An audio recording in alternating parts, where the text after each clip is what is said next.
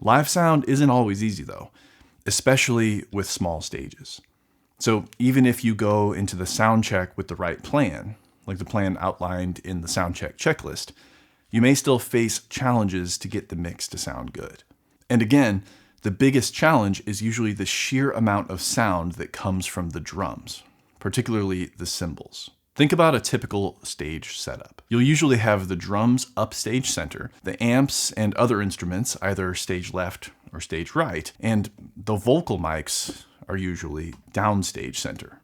But this puts the vocal mics directly in front of the cymbals. So even if you don't put up drum overhead mics, your gained up vocal mics are going to pick up a lot of cymbals. That's one use for the D'Addario mic mute. You might try to use a gate on the vocal mics so that they're muted automatically when the vocalist stops singing. But if you've ever tried to do this in a live show, you know that it's sometimes impossible because the snare or the cymbals can trigger the threshold of the noise gate just as easily as the vocalist can. This mic mute doesn't open and close based on threshold though.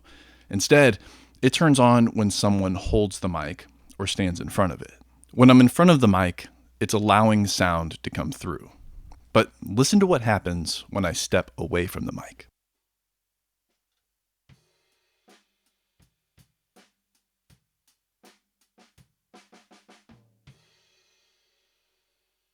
You could achieve a similar effect by riding the faders or muting a mic when it's not being used. The fewer mics you have on stage, the better the show will sound, especially when the stage volume is high.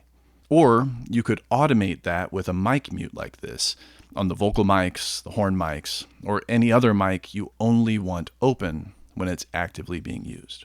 Of course, when the vocalist is singing into the mic and the drummer is playing, you're still going to get cymbals in the vocal mic.